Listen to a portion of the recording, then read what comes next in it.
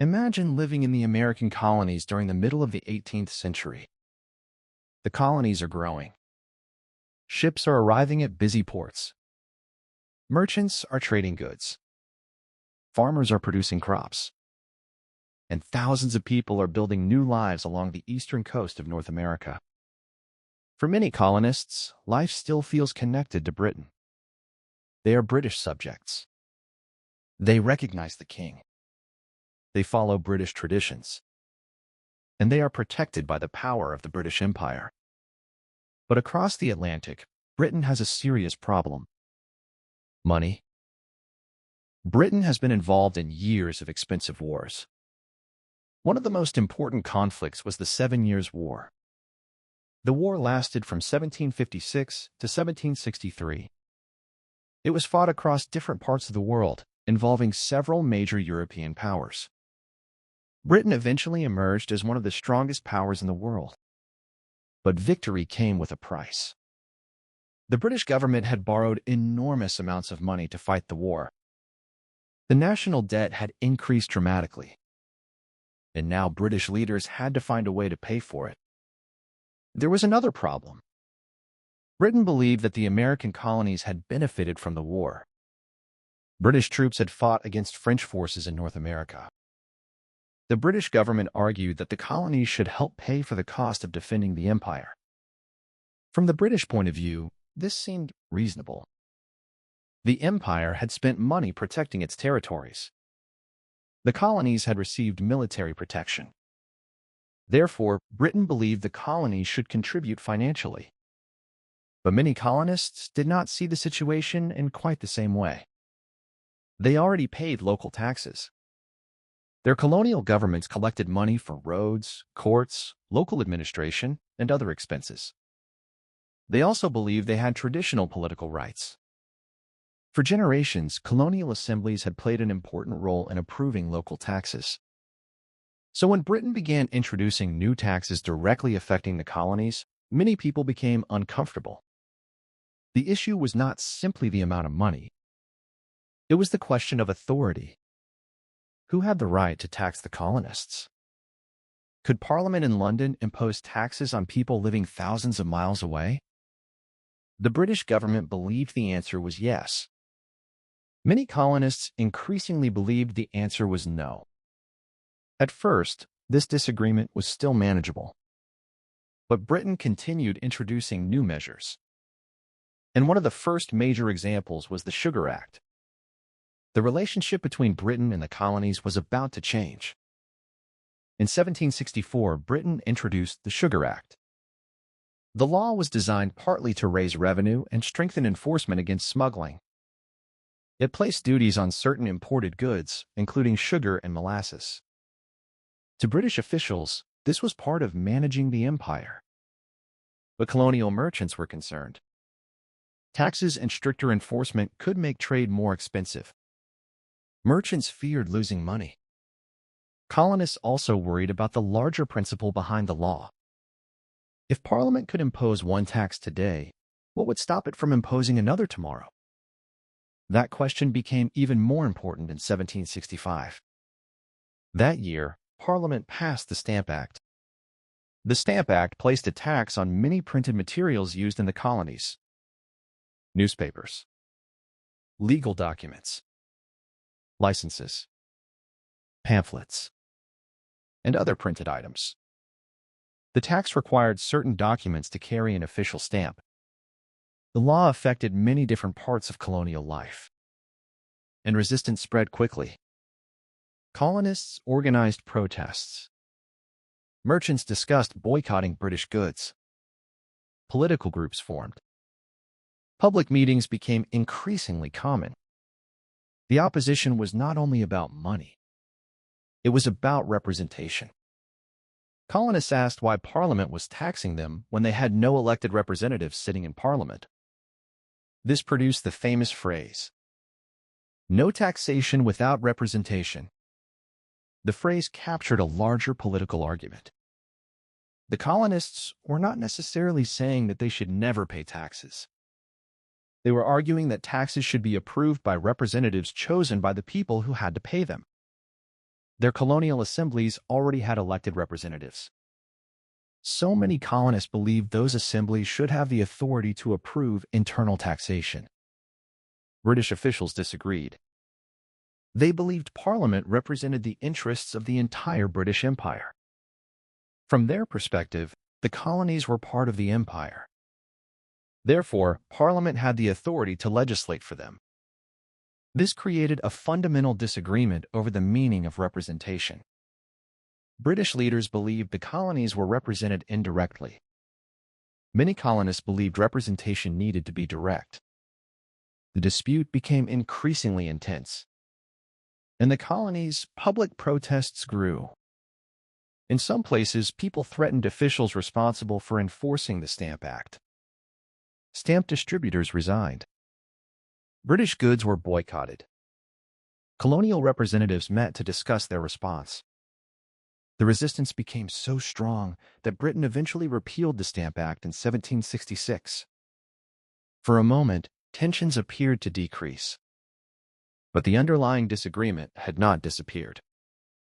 Parliament still believed it had authority over the colonies. And many colonists still believed that authority was being abused. The next crisis was already approaching. After repealing the Stamp Act, Britain still needed money. British leaders continued looking for ways to raise revenue from the colonies. In 1767, Parliament passed the Townshend Acts. These measures placed duties on several imported goods, including glass, paper, paint, lead, and tea.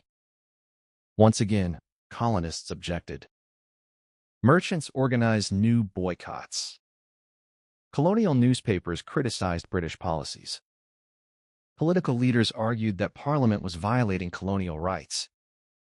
The British government responded by strengthening enforcement. British troops were stationed in Boston. Their presence created tension with the local population. The relationship between soldiers and civilians became increasingly hostile. In 1770, a confrontation in Boston resulted in the deaths of 5 colonists. The event became known as the Boston Massacre. Colonial leaders used the incident as evidence that British policies were becoming dangerous. The British government eventually removed most of the Townshend duties. But one important duty remained: the tax on tea. Tea had become extremely popular in the colonies. People drank it in homes, taverns, and social gatherings. The remaining tea duty became a symbol of the larger dispute. Then, in 1773, Parliament passed the Tea Act. The law was designed to help the British East India Company sell tea in the American colonies. British officials believed the measure would make legal tea cheaper. But colonial resistance did not disappear. Many colonists were concerned about the principle behind the law. They feared that accepting the tea would mean accepting Parliament's right to tax them. In Boston, resistance reached a dramatic point. In December 1773, a group of colonists boarded ships carrying tea. They threw large quantities of tea into Boston Harbor. The event became famous as the Boston Tea Party. To the protesters, it was an act of resistance.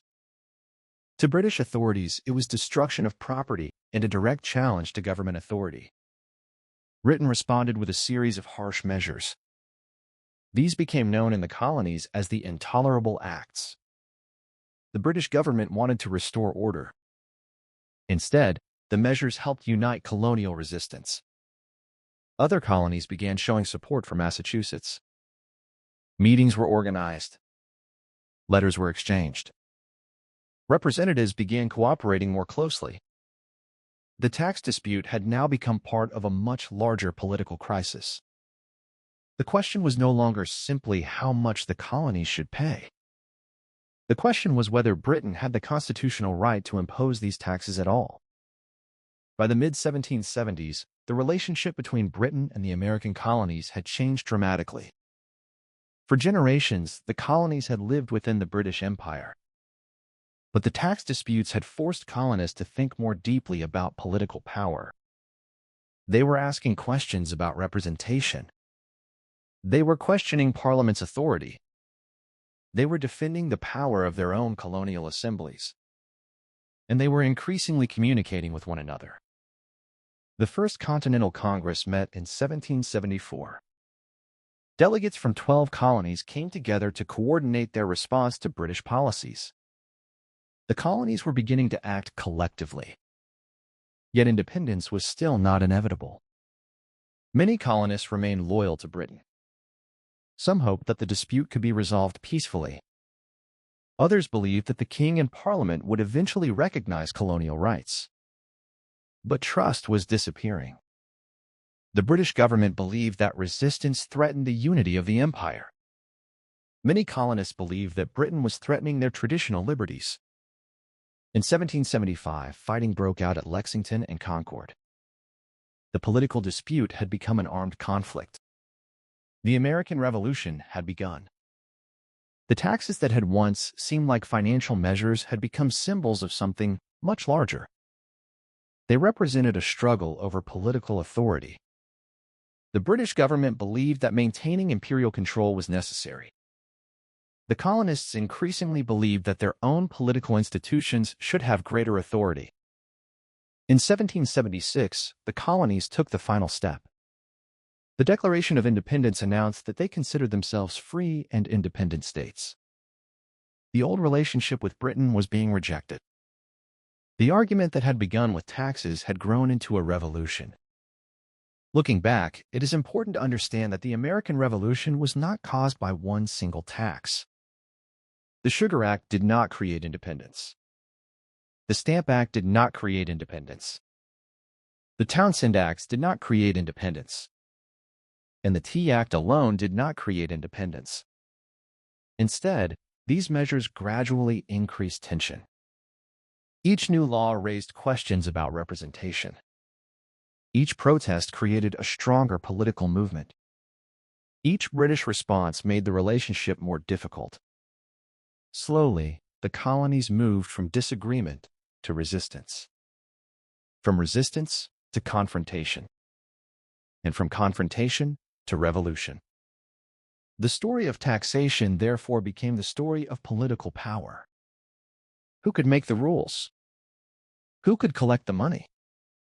Who had the right to represent the people? And ultimately, who should govern the colonies? Those questions would not be answered by Parliament.